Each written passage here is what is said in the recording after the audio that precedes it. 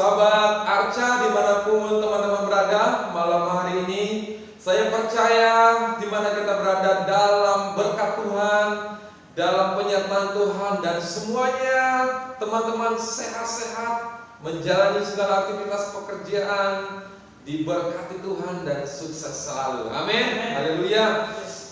Malam hari ini saya tidak sendiri, kita kehadiran bintang tamu kita atau narasumber kita malam hari ini yang bisa membagikan kesaksian yang sangat memberkati kita, yang sangat menguatkan kita. Teman-teman bisa ikuti tayangan ini dan semua yang kita akan terima dengan berkat Tuhan. Amin.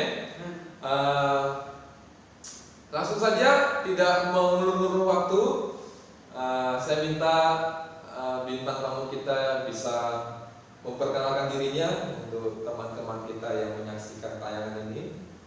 Jadi baik, terima kasih atas waktunya. Saya akan memperkenalkan nama saya, Uhinta Timba. Asal saya dari NTT, tepatnya dari Sumba Timur atau Kota Waingapu, Sumba Timur. Jadi saya pada saat ini saya menempuh pendidikan di salah satu sekolah tinggi teologi di Jakarta. Dengar-dengar NTT itu, saya dengar dari teman-teman, NTT itu pulau-pulaunya bagus-bagus ya? Iya benar sekali. Benar ya? Ya. Bahkan di sana masih belum terjamah, masih bukan seperti Bali gitu. Bali kan ada banyak fasilitasnya.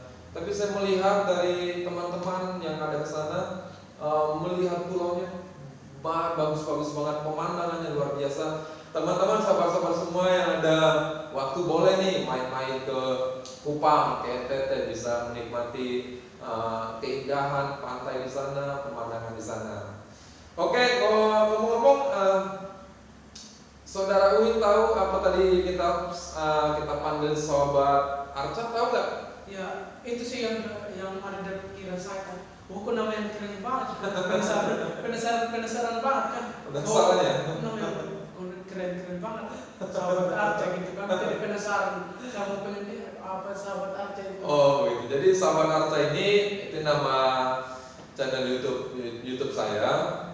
Channelnya namanya Aritonang Channel. Jadi saya singkat sebutan teman-teman yang suka mendukung, yang selama ini suka like, bahkan subscribe gitu, bahkan juga banyak komen-komen. Saya memberikan nama, menyapa teman-teman adalah Sobat Arca, Sobat Aritonang Channel yang diberkati Tuhan, yang terus sebagai anak-anak muda yang semangat, yang menginspirasi dan sukses selalu.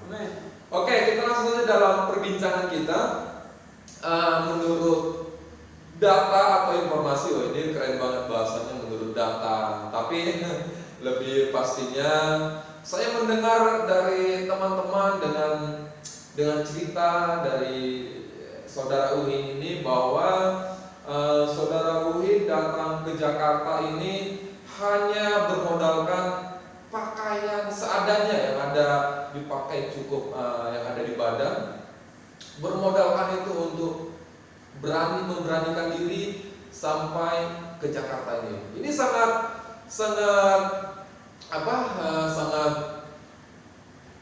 menarik untuk kita bisa mendengarkan kesaksiannya, karena teman-teman pasti pengalaman yang pernah ke Jakarta, pasti Jakarta kan bukan kota yang kecil gitu, tapi kota yang besar. Bahkan kita baru pertama kali menginjakkan kaki, pasti ada rasa deg-degan, ada rasa was-was, takut. Dan luar biasanya Saudara Uin ini tidak memiliki kelengkapan atau persiapan yang maksimal, hanya bermodalkan pakaian yang ada di badan, memberanikan diri datang ke Jakarta. Saya percaya ini Saudara Uin bukan kekuatan kita ya. Kita percaya mungkin ini semua Tuhan yang mengaturnya dalam hidup kita. Oke, langsung saja kita bisa mendengarkan awal ceritanya yang sangat menarik ini. Bisa ke Jakarta dengan bermodalkan pakaian seadanya, dengan penuh keberanian, sampai saat ini bisa berada dan mengikuti pendidikan yang ada di Jakarta ini. Oke, saya persilakan menceritakan dari awal. Jadi baik, terima kasih atas waktunya yang diberikan kepada saya. Saya akan memberikan suatu kesaksian. Pada waktu itu saya dari kampung saya tidak kepikiran kan sampai ke Jakarta kayak gini sekarang. Jadi pada waktu itu saya di kampung itu ada seorang yang meninggal. Jadi pada waktu itu mereka atau sahabat dari tetangga gitu, jadi mereka undang kami untuk ikut itu. Jadi sama-sama dengan mereka.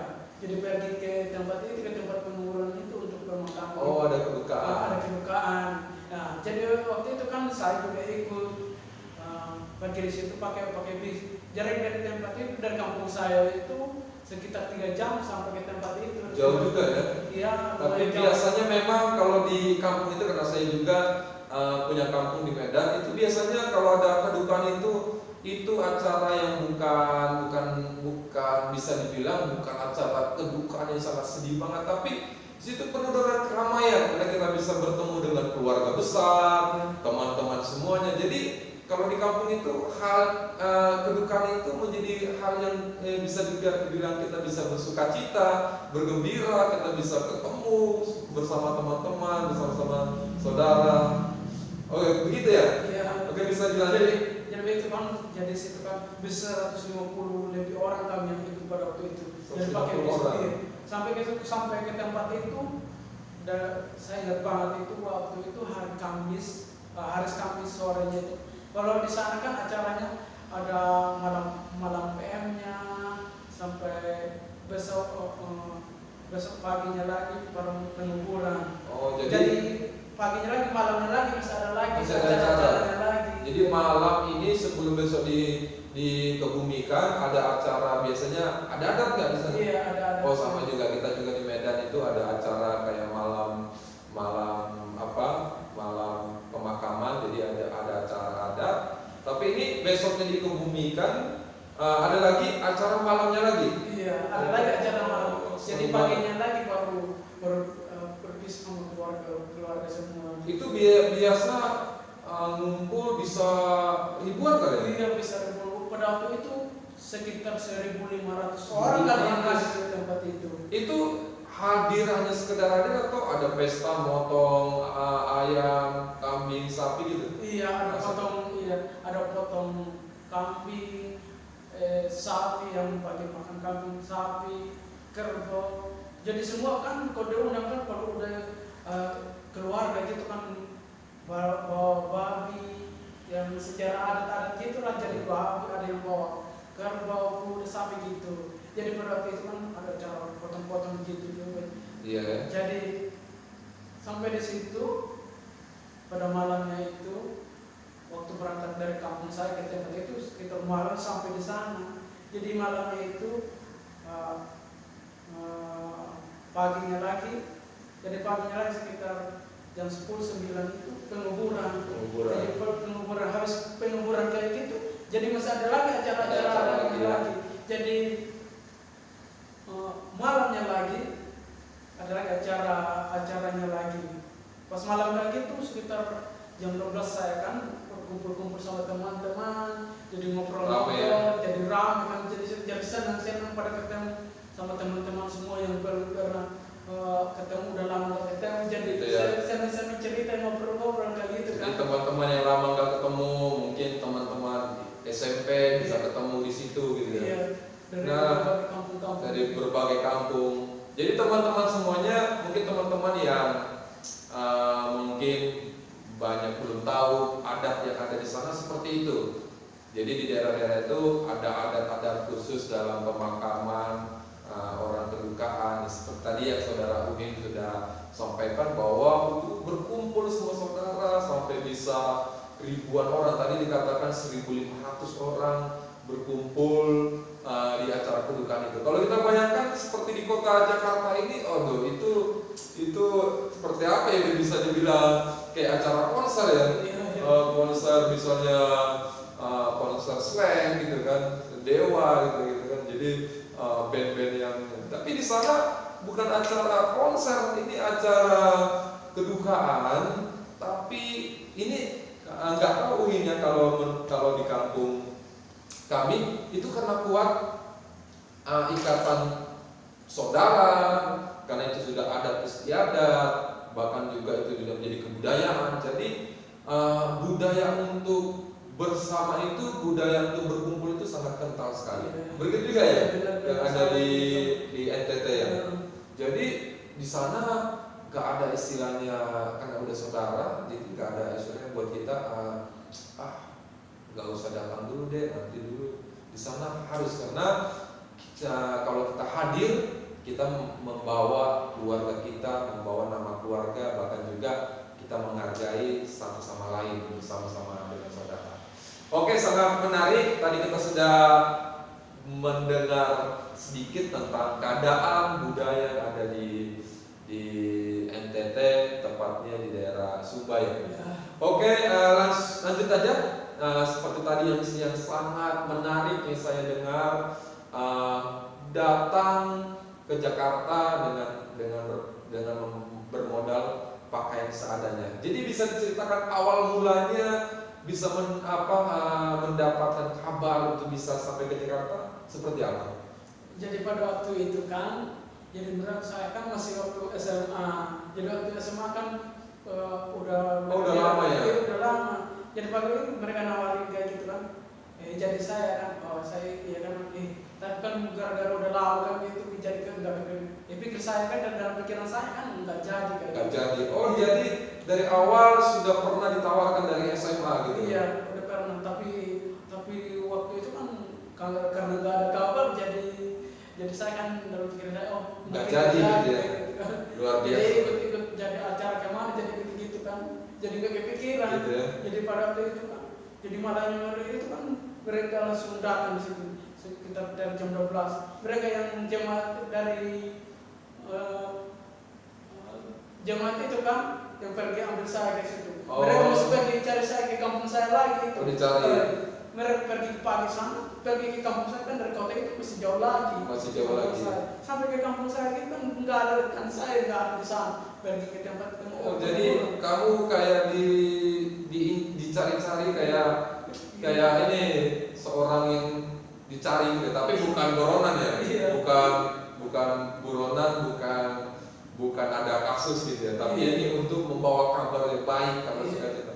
Oke, supaya kita penasaran, kita minum dulu. Ini kita udah dibuat kopi nih. Ini kopi dari Medan ini. Bukan sponsor, tapi kita bisa sambil ngopi. Seruput dulu kopinya. Nah, boleh lanjut. Tadi sampai pada ada majelis dari gereja, dari jemaat mencari saudara Uhin untuk menyampaikan kabar. Selanjutnya gimana? Jadi mereka kan pergi cari ke kampus saya gitu. Jadi saya ke kampus saya kan nggak ada lagi saya di tempat penguburan. Waktu jemaat itu atau majelis itu sampai ke situ, mereka nanya kan saya kan nggak ada lagi. Mereka bilang dari kampus saya ada di tempat mereka ada pergi ke tempat penguburan. Jadi dari jemaat itu pergi lagi cari saya kayak itu. Dari sekitar jam siang kayak gitu kan. Jadi mereka langsung dari kampung saya. Jadi sebenarnya kamu susah ditemui, kamu kemana itu? Saudara kemana? Dan saya pergi pemakaman itu. Jadi mereka pergi cari lagi ke tempat pemakaman yang saya ceritakan dari awalnya tadi. Sampai ke sana, mereka sampai sana jam 12 malam. Jadi jam 12 malam sana mereka jemput saya dari jam 12 malam itu kan udah berkumpul. Teman kan nggak kepikiran kan. Jadi keluarga saya semuanya pada nangis-nangis, ada sedihnya, ada nangis. Jadi saya ikut nangis. Jadi ketemu juga di tempat acara pemakaman itu? Jadi ketemu. Pada kerja jam 12 sudah ngobrol-ngobrol sama saudara-saudara yang lain karena ada kepikiran. Ya, jadi dari jam 12 malam itu, dari jam 12 start lagi dari kampung itu sampai ke kotanya itu sekitar 2 jam. Dari jam 12 sampai ke kota itu 2 jam. Jadi sampai jam 2 di kotanya itu. Sampai di kotanya itu baru malam tidur lagi karena besok pagi berangkat kan persiapan pakaian nggak ada sama sekali, cuman ada di pakaian yang ada di badan. Oh gitu. Jadi waktu ketemu di acara pemakaman itu ketemu nih, terus majelis dari itu gereja Jumat itu ngomong apa? Pesannya. Mereka langsung ngomong begitu. Jadi sekarang kami datang ambil atau datang kasih tahu bahwa besok jam 10 pagi berangkat ke Jakarta. Oh gitu. Jadi saya kan langsung kaget ya? langsung kaget gitu. Kok bisa jadi dokter dari juga kan? Karena tadi Uin di dalam benak pikirannya bahwa karena udah lama nggak jadi karena udah dari SMA gitu. Jadi terus sampai ke situ kan langsung kaget ya, jadi tadi sampai ke kotanya itu, jadi besok paginya karena nggak ada pakaian, ada uang sedikit, pergi beli pakaian, cuman beli baju berapa lembar, berapa pasang, jadi beli tas doang. Tahun gue pergi dulu. Tapi belinya itu sudah di kota Waingapu. Iya, di kota Waingapunya itu. Oh, jadi dari desa Uin ke tempat pemakaman kedukaan keluarga ini berapa jam? 3 jam. Oh, dari desa Uin ke tempat pemakaman 3 jam. Baru dari tempat pemakaman ini yang ke kota Waingapu itu berapa jam? 2 jam. Oh, jadi benar-benar dari tempat yang ketemu sama jemaat itu yang mengajak untuk sekolah ke Jakarta. Uin ke kota itu nggak bawa, cuma ada pakaian jangan di badan. Kok berani lagi berani banget gitu, terus nggak kepikiran begini. Nah, saya balik dulu ke kampung gitu, saya mau ambil pakaian nggak begitu? Iya, nggak kepikiran lagi, ya udahlah. Ya, mungkin takut nanti kalau Uin nanti balik ke kampung bisa berubah pikiran, bisa jadi pengaruh temannya. Jadi nggak jadi ke Jakarta. Berarti hebat juga, mereka punya triknya. Jadi langsung malam itu Uin dibawa ke kota Waingapunya. Jadi dari desa itu ke Waingapunya 3 jam lagi atau berapa? Iya, dari desa lagi itu 3 jam lagi. Ya, dari yang tempat pemakamannya ke kota itu dari tempat pemakaman dari jam 12 kan sampai jam 2, jadi berarti 2 jam. 2 jam. Jadi lumayan juga perjalanan 2 jam ke kota Waingapu. Jadi saudara Uin dapat uang sedikit, jadi belanja baju di kota Waingapu. Iya, di kota Waingapu. Itu juga cuma beberapa pasang sama beli sepatu, satu pasang, beli tas doang. Gitu aja. Kan tahu kalau orang kuliah yang lain, kalau pergi kuliah kan bawa koper. Bawa koper ya. Kami cuma bawa ransel. Tas doang. Ransel ya. Iya. Jadi benar-benar dari tempat desa tadi ke kota Waingapunya itu benar-benar cuma ada baju yang ada di badan dengan kepercayaan, keberanian yang pastinya itu semuanya karena Tuhan ya. Karena Tuhan yang memberikan kekuatan, karena kita percaya ini semuanya karena Tuhan yang mengaturnya, mengendalikan. Dan juga sudah sampai di kota Waingapu itu jam berapa pesawatnya ke Jakarta dulu atau ada transit lagi dari masih ada transit lagi. Kupang? Dari Waingapu itu dari sekitar jam 10, jam 11 gitu. Ke Kupang ya? Iya, berangkat dari penerbangan dari Kupang, dari Waingapu itu sampai ke Kupang jam 12 gitu. Dari sampai ke Kupang lagi itu masih nunggu lagi transit lagi. Dari Kupang ke Surabaya lagi. Oh, jadi pesawatnya 2 kali transit. 2 kali transit. Jadi sampai ke Surabaya sekitar jam 3 jam 4 gitu kan. Masih nunggu lagi sekitar malam jam 10 kan kayak baru sampai di sini. Kalau dari Waingapunya ke Kupangnya berapa jam? Sekitar 1,5 jam. 1,5 jam naik pesawat. Jadi transit lagi, nanti sampai nggak langsung ke Jakarta tapi ke Surabaya dulu. Surabaya baru sampai ke Jakarta. Ini pertama kali naik pesawat atau sudah pernah sebelumnya? Pertama naik pesawat gitu kan. Kalau lihat pesawat kan dari TV, dari HP, dari YouTube gitu doang kan melihatnya. Karena saya kan itu. Tapi waktu itu kan gara-gara gitu kan bertabar pertama naik pesawat, deg. Ya, jadi belum pengalaman, tahu belum pengalaman, kayak hati saya gitu langsung naik, kayak gitu langsung.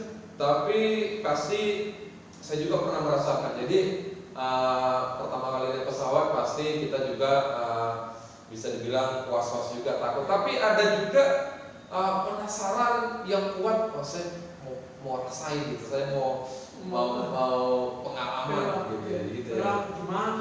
Gimana sih rasanya naik pesawat gitu ya.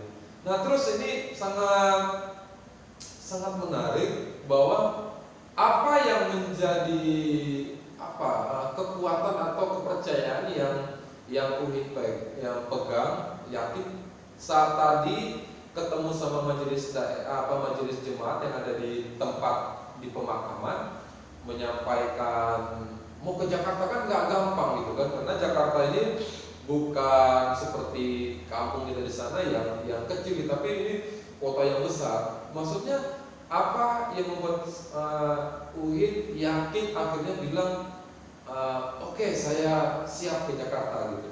Ya, jadi yang membuat saya yakin kan, yang pertama kita sudah lihat di kota Jakarta, pengen sih, pengen juga ke Jakarta gitu? Jakarta, bukan pada waktu itu pada suatu kebetulan sih, karena panggilan Tuhan. Bukan karena supaya ketemu cewek-cewek Jakarta gitu, artis gitu ya? Iya, perlu ketemu sama cewek-cewek cantik, sama artis itu kayak gitu. Bukan gitu? Iya, bukan begitu.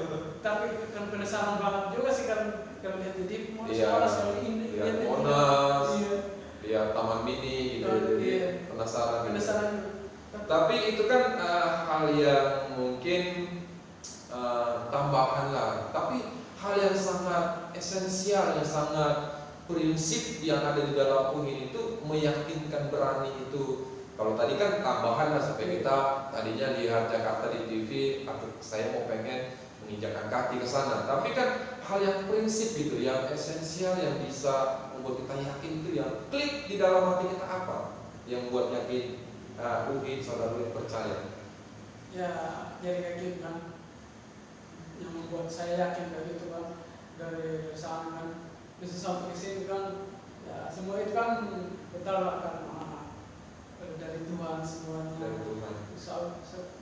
Kau saya bisa lewatin semua ini, semua sama Tuhan kayak gitu kan, so bisa sampai kau bisa sampai kayak gitu kan. Jadi saya yakin benar kan Tuhan pasti bisa.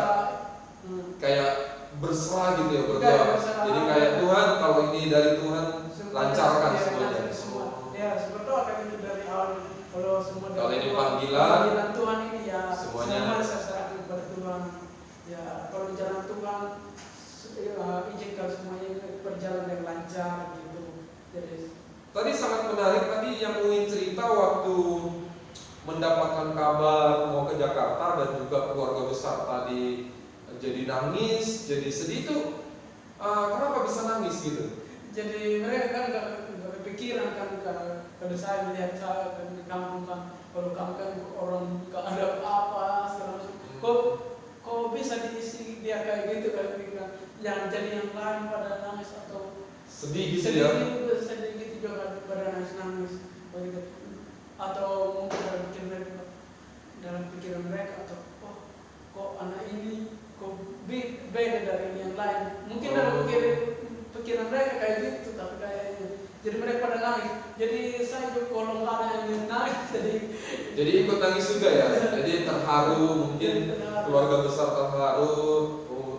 Saudara Uin bisa dapat kabar, bisa mau sekolah ke Jakarta, kuliah di Jakarta, itu hal yang menurut saya luar biasa ya gitu.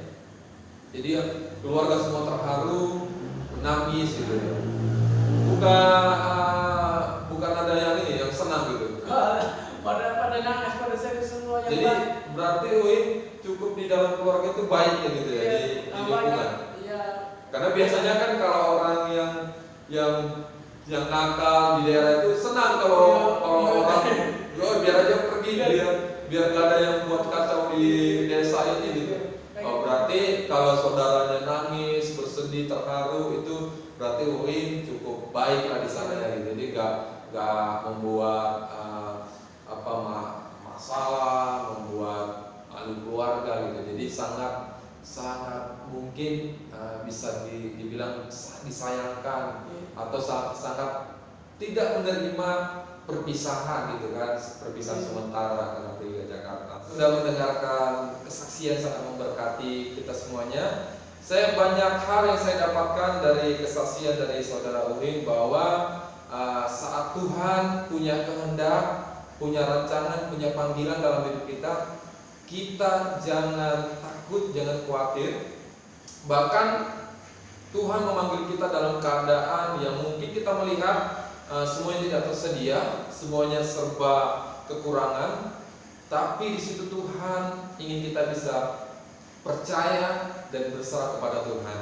Dan saya percaya teman-teman semua diberkati lewat kesaksian Uhin, saudara Uhin, di mana dia berani menjalani apa yang Tuhan rancangkan dalam hidupnya, dan kita berdoa biar semuanya mendatangkan berkat dan saudara Uhin juga bisa dipakai Tuhan dalam pelayanannya. Saya mengucapkan terima kasih buat waktunya saudara Uhin bisa berbagi malam hari ini, buat teman-teman sahabat-sahabat yang bisa menyaksikan tayangan ini. Saya mengucapkan terima kasih buat kehadirannya, buat waktunya, buat kesempatannya. Terima kasih buat sahabat-sahabat semuanya. Tetap dukung channel ini, teman-teman bantu komen, teman-teman bisa berikan masukan, dan mungkin ada ide-ide untuk selanjutnya konten ini bisa teman-teman isi di kolom komentar. Mungkin teman-teman ada ide-ide untuk kita bisa buat konten-konten yang selanjutnya, bisa menginspirasi, bisa memberkati teman-teman semuanya. Akhir cerita malam hari ini, saya mengucapkan terima kasih. Salam.